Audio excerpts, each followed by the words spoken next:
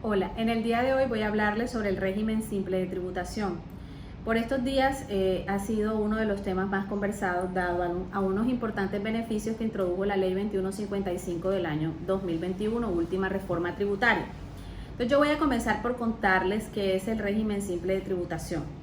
El régimen simple de tributación es un sustitutivo del impuesto sobre la renta y complementarios. Ojo, vuelvo y ratifico, no es que el régimen simplificado, como muchas personas de pronto han comentado, se volvió simple. No, el régimen simple es un sistema de recaudo de impuestos, los cuales se hacen de manera anticipada cada 2 meses y se practica una declaración anual, donde se descuentan todos los anticipos que se han ido pagando de manera bimestral. Entonces, aclarado este punto, quiero también contarles cómo nació el régimen simple de tributación. Entonces, bien, el régimen simple de tributación nace con la ley 1943 del año 2018, ¿verdad? Donde se crean todos los artículos del 903 del Estatuto Tributario en adelante.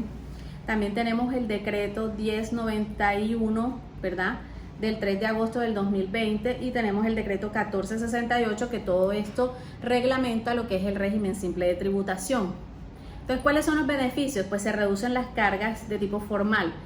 ¿Cómo así de tipo formal? La obligación tributaria está contenida en dos fases, una que es la obligación tributaria formal y otra que es la obligación tributaria sustancial. La obligación tributaria formal es aquella que, por ejemplo, hace referencia a la inscripción en el RUT, expedición de la resolución de facturación, etcétera, etcétera. Son todos esos requerimientos formales que uno hace para cumplir, ¿verdad?, con todas sus obligaciones. Y la obligación sustancial es la que hace referencia al pago.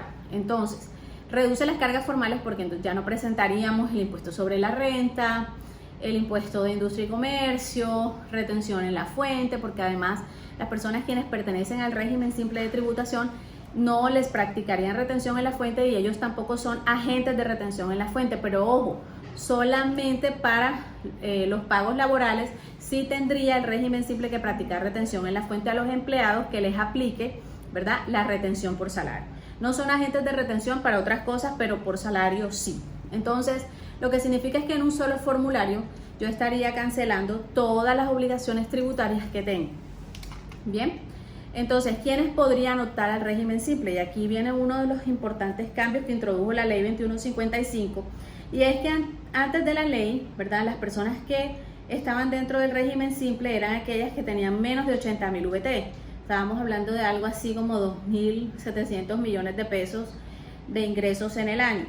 A partir de la ley 2155, es decir, a partir de este año 2022, las personas naturales o jurídicas, porque también pueden ser jurídicas, que opten por el régimen simple deben tener ingresos inferiores a 100.000 VT, lo que significa que se amplía el espectro para que más personas puedan pertenecer a este régimen. Bien, eso estamos hablando de aproximadamente 3.800 millones de pesos en el año. Además, pueden optar todas las personas naturales o jurídicas, ¿verdad?, y que se encuentren enmarcadas dentro de las actividades económicas que están dentro del régimen simple. Las personas naturales, ¿verdad?, en el caso de las personas naturales que tengan contratos laborales no podrían optar por el régimen simple de tributación.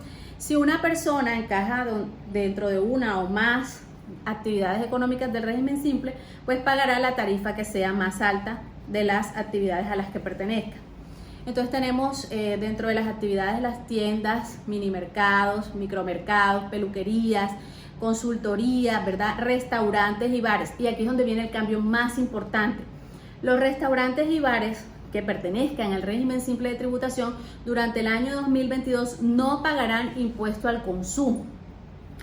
Ojo, el régimen simple de tributación, ¿verdad?, te simplifica de alguna manera todos los tributos, pero si yo soy responsable de IVA o responsable del impuesto al consumo, yo deberé pagar esos impuestos. Entonces, los que pertenezcan al régimen simple, que sean restaurantes o bares, es decir, que se dediquen al expendio de bebidas y comidas, no pagarán el impuesto al consumo durante el año 2022. Esto es uno de los cambios más trascendentales.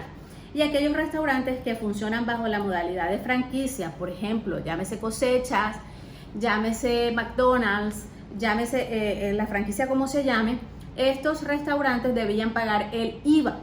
Si pertenecen al régimen simple, también quedarán exentos del IVA por el año 2022. Esto es uno de los beneficios más importantes que tiene el régimen simple de tributación.